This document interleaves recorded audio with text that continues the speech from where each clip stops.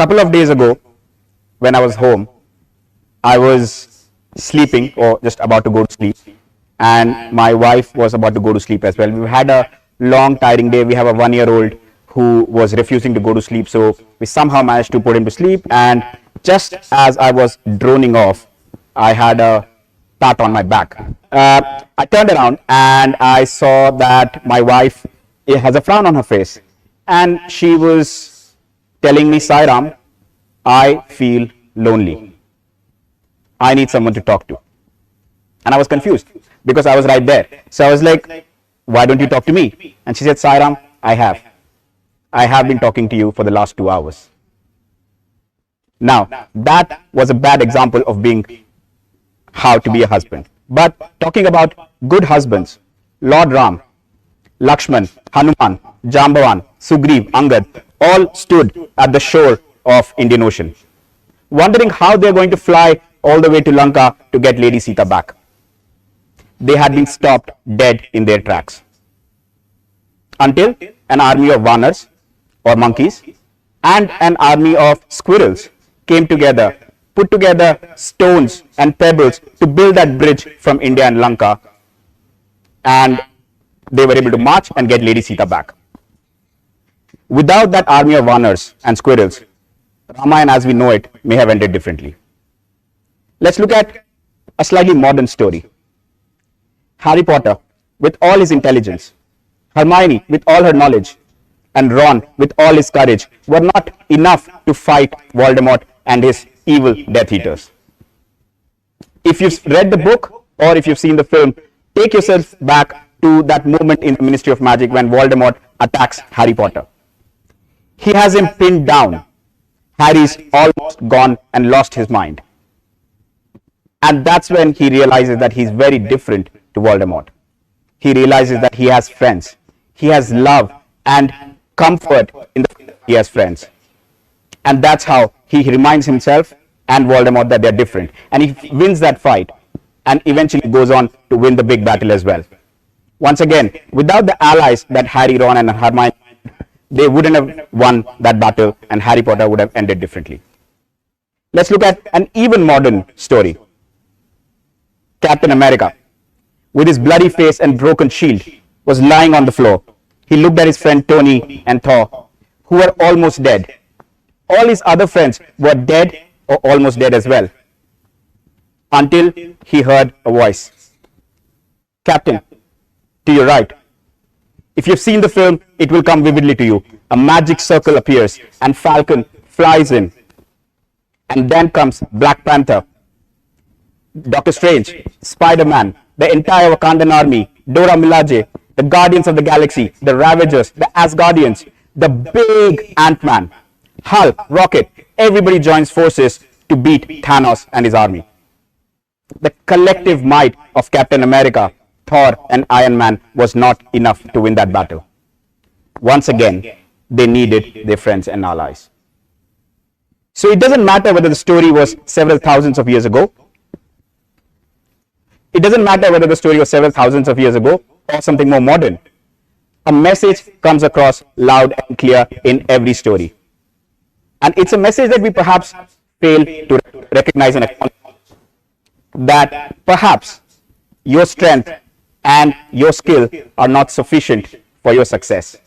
That perhaps your success is also dependent on the strength of your allies, on the strength of your community. Let's look at a few more stories, and perhaps this time, real stories. Sushant Singh Rajput, the Bollywood actor who had a string of successful films behind him and a possibly really successful career ahead of him, suffered from anxiety, depression, so severe that he ended up dying by suicide. One of his co-actors said that Bollywood can be a lonely place. He said that Bollywood is so lonely that you cannot make any real friends and that you cannot share your problems with anyone. In fact, he attributed Sushant Singh Rajput's death to the fact that Bollywood is a lonely place. Michael Phelps, America's most decorated Olympian of all times, also suffered from anxiety, depression and suicidal thoughts for several years. until he got therapy and got his life back. Bob Bowman, the coach of Michael Phelps, described Phelps as a solitary man with a rigid focus on his training alone. What we are seeing is that these two individuals and many other individuals like them could have perhaps invested a little more, chosen to invest a little bit more in building a community for themselves, something that is more deep-rooted. And whether that would have helped their mental health or not, we will never know. But I'm a mental health first aider, and for me it was important to get to the bottom of it. I had a question in my mind as to whether having deep, meaningful relationships actually helps your mental health. And I studied all the books and research papers that were available when I ran into this magical book called The Good Life. It's based on the world's longest scientific study on happiness. The study spans over 80 years and has test subjects over 4 different generations. And it explores what makes people happy. And one of the most remarkable observations that came out of this study, which is also highlighted in this book, is the fact that people who were the happiest and the healthiest at the age of 80 had had the warmest and most supportive relationships at the age of 50. The power of community was telling. But that's the upside. What's the downside? WHO in their research talks about isolation and loneliness, and they say that if you experience isolation and loneliness, you have a 25% higher chance of an early death. If you do survive, you have a 50% higher chance of dementia or 30% more chance of a stroke or other heart diseases. Now, I don't want to paint a stark picture, but Dr. Vivek Murthy, the US Surgeon General, who basically oversees the entire US public health system, also said that the impact of isolation and loneliness on our overall health and well-being is equivalent to, and believe me, he said this, so you can Google it, is equivalent to smoking 15 cigarettes a day.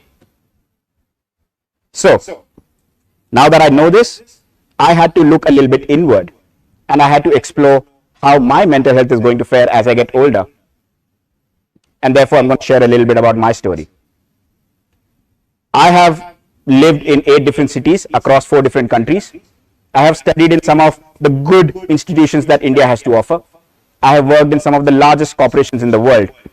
And yet I have 7 people who I can look to when I need any kind of support. 7 people.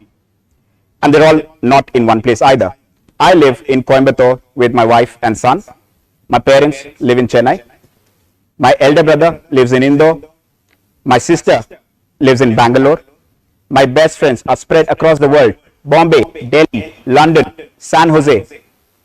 You're getting the gist. How and when do I share what's going on in my life with them to get the support that I need? I was getting desperate. I was getting desperate because of that 50-year magic number that I previously mentioned. I had to build meaningful relationships by the time I turned 50, which is in less than 10 years, if I want to live a happy and healthy life by the time I turn 80. Now, I had to put a plan on paper. I realized that there is a method to the madness, or there has to be a method to the madness. When you build your body, when you focus on fitness, there are 2 ways to go about it. The first way is to just hit the gym or start running without any plan.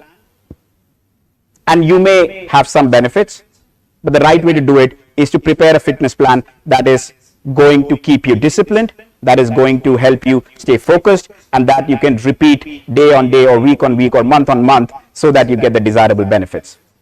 So I came up with a framework. I call it the social fitness plan. And I've given a name to it. And it's called the friendship funnel. It's basically a step-by-step process that allows you to build and maintain friendships and relationships in your life. If you follow this, I promise you that you will end up having a good, strong community in a few years. So the first step is connect with as many people as you can, as many times as you can. This could be your neighbors, somebody at the grocery shop, somebody at the gym, at the school, at the college. Perhaps they travel with you in the same bus every day. Just connect with them and be authentic, or at least as authentic as possible. And take down their number, because that's going to be important for the next step. When you think of them, text them and tell them that you're thinking of them, and tell them why you're thinking of them.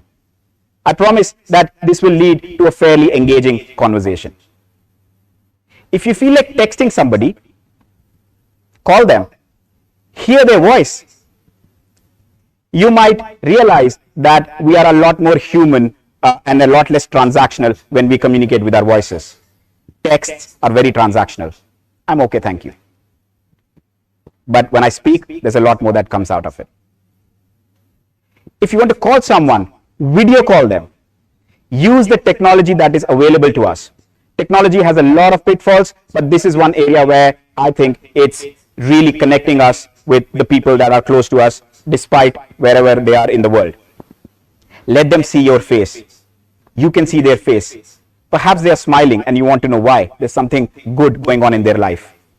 Maybe you notice a frown and you want to know what's happening, and maybe you help them out. Faces are our windows to our minds. So video call is the perfect answer, unless you can make the time. And this is a short way of building deep, long, meaningful connections with the people that are the closest to you. I read somewhere that relationships are like muscles, right? Relationships are like muscles. The more you use them, the stronger they get. And therefore, if you contact and communicate with the people that are connected to you, you will build stronger relationships. Raise your hand if you've heard of the principle called Ubuntu. I can see a couple of hands, but for those who don't know what it means, it's an old African way of life. It basically loosely translates to I am because we are. I don't know why the slides are like this, but nonetheless adds a bit of humor. I am because we are. The we comes before the I. It acknowledges the fact that every individual is highlighted and recognized through their connections with and contributions to the community. The same community that will come together and give the individual the love, the warmth, the comfort that they need, especially in the times of difficulty or adversity. Now, the times that we live in, we are actually quite proud of our independence. We say, I'm a self-made man. We don't like interference from people, whether that be family or friends. We don't want to be told what to do and what not to do. We are self-made people, isn't it? But what if I tell you that the interference that is coming through is perhaps involvement from your community?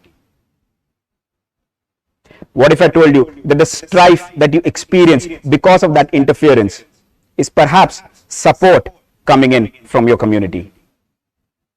And what if I told you if the independence that you're so proud of is perhaps isolation from that same community? Don't be this person. Don't be alone. Make friends. Make long-lasting relationships.